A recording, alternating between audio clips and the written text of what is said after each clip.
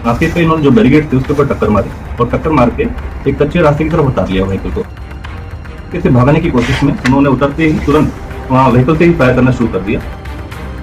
तो फायर करते रहे और भागने की कोशिश करी। उसी दौरान गनशॉट जो फायर है, इंजरी है, वो जो सस्पेक्ट है उनको भी हुई।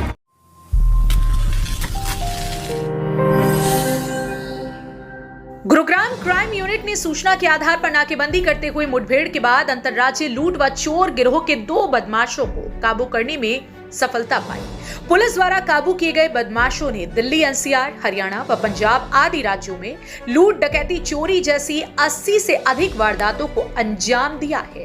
एक अंतर्राज्यीय जो इंटरस्टेट गैंग है उसको पकड़ने में सफलता प्राप्त करी है गुड़गांव पुलिस क्राइम ब्रांच द्वारा। चोरी और स्नैचिंग की वारदातें जो अब हमारे कंट्रोल के माध्यम से हमें 2 तारीख को पता चली, तो सभी क्राइम ब्रांचों को और संबंधित पुलिस स्टेशन की टीम्स को आगाह करा गया और अलर्ट पर डाला गया।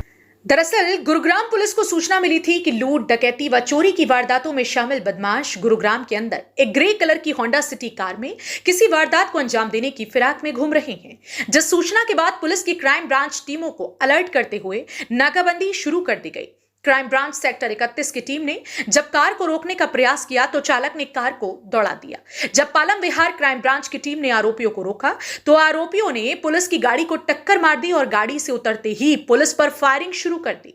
पुलिस की जवाबी कार्रवाई में 2 गोलियां दोनों बदमाशों के पैरों में लगी हैं, जिन्हें उपचार के लिए अस्पताल में भर्ती कराया गया है। लेट नाइट मिडनाइट के आसपास की घटनाक्रम है ये।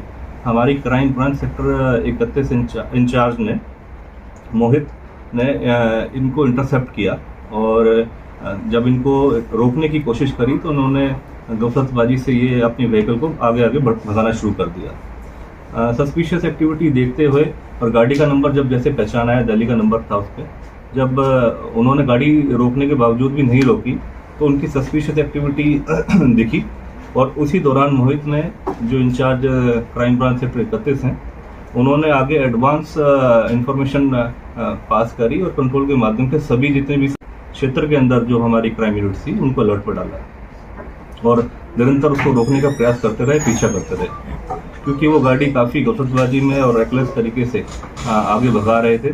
तो हमें ये भी डर था कि किसी और व्हीकल के साथ एक्सीडेंट ना कर दें, किसी व्यक्ति विशेष को कोई क्षति ना पहुँचा दें। तो उसी के दौरान जब ये दिल्ली की तरफ निकलने की कोशिश करी तो हमारे उस क्षेत्र में जो पालम विहार की टीम होती है उन्होंने आगे से इसको इंटरसेप्ट किया, नाका वगैरह लगा के, और नाके पे इन्होंने जो बैरिकेड थे उसके ऊपर टक्कर मारी और टक्कर मार के एक कच्चे रास्ते की तरफ उतार लिया व्हीकल को और वहाँ से भागने की कोशिश करी। उस कच्चे रास्ते पर तुरंत हमारी जो पालम विहार की गाड़ी थी उसने आगे से इसको रोका, इंटरसेप्ट किया, रोकने की कोशिश करी। उस पर भी इन्होंने अपनी गाड़ी से टक्कर मारी और क्योंकि इसमें 2 व्यक्ति जो सस्पेक्ट थे सवार थे, तो वो मौके से भागने की कोशिश में उन्होंने उतरते ही तुरंत वहाँ व्हीकल से ही फायर करना शुरू कर दिया और पुलिस पार्टी को देख के वहाँ मौके से फरार होने की कोशिश करी। इसी निरंतर प्रयास में इनको रोकने और इनको पकड़ने की कोशिश करते हुए जब पुलिस पार्टी में निरंतर फायर करा गया तो पुलिस पार्टी ने भी वार्निंग फायर अपनी सेफगार्ड्स इंश्योर करते हुए, पब्लिक की सेफ्टी इंश्योर करते हुए पुलिस ने भी वार्निंग फायर दिया सरेंडर करने के लिए। लेकिन जो ये सस्पेक्ट थे ये रुके नहीं, निरंतर फायर करते रहे और भागने की कोशिश करी। उसी दौरान गनशॉट जो फायर है, इंजरी है, वो जो सस्पेक्ट है उनको भी हुई। तुरंत प्रकार से उसी वक्त जो संबंधित सस्पेक्ट थे, जब वो गनशॉट इंजरी उनको हुई तो उसी वक्त इनको हॉस्पिटलाइज कराया गया और अभी ये सेफ एंड साउंड है। अगर हम एसीपी क्राइम की माने तो काबू किए गए बदमाशों में संजीत सोनी नामक बदमाश गैंग का मुखिया है, जिसके ऊपर अभी तक की जांच के दौरान 53 मुकदमे दर्ज होने का खुलासा हुआ है, जबकि दूसरे बदमाश पर 25 से ज्यादा मुकदमे हैं। पुलिस की प्रारंभिक जांच में सामने आया है कि काबू किए गए आरोपियों ने दिल्ली, फरीदाबाद, मोहाली, कुरुक्षेत्र आदि जगह वारदातों को अंजाम दिया। आरोपियों से जो गाड़ी बरामद हुई है वह भी चोरी की है। इसके अलावा आरोपियों के पास से 2 पिस्टल, कारतूस व ज्वेलरी बरामद की गई। जैसे कि 2 पिस्टल्स इनसे बरामद हुए हैं, कुछ लाइव कार्ट्रिजेस बरामद हुए हैं, खाली खोल जो मौके पर चलाए गए थे वो बरामद हुए हैं, एक बैग भी बरामद हुआ है और एक सस्पिशियस इसमें जो ज्वेलरी है वो भी बरामद हुई है। तो हमें शक है कि वही ज्वेलरी हो सकती है कि जो ये पालम विहार या अन्य किसी जगह पे जहाँ चोरी हुई है उसके बारे में अलग से जानकारी हासिल करी जाएगी।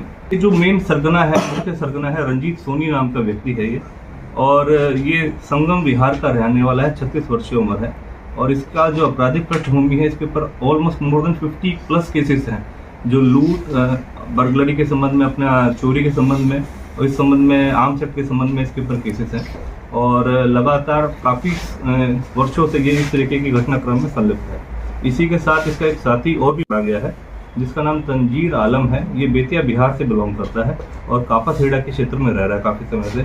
इसके ऊपर भी लूट, चोरी और आर्म्स एक्ट के संबंध में काफ़ी लगभग 25 ऐसे अभियोग दर्ज हैं।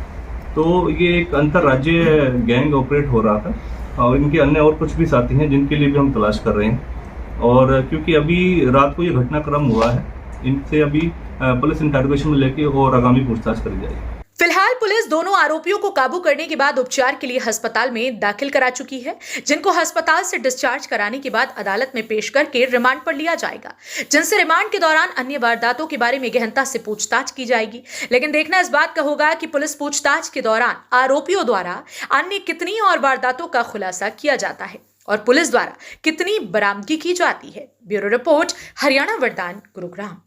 देश व प्रदेश की खबरों को सबसे पहले देखने के लिए हरियाणा वरदान चैनल को सब्सक्राइब करें, लाइक करें व शेयर करें।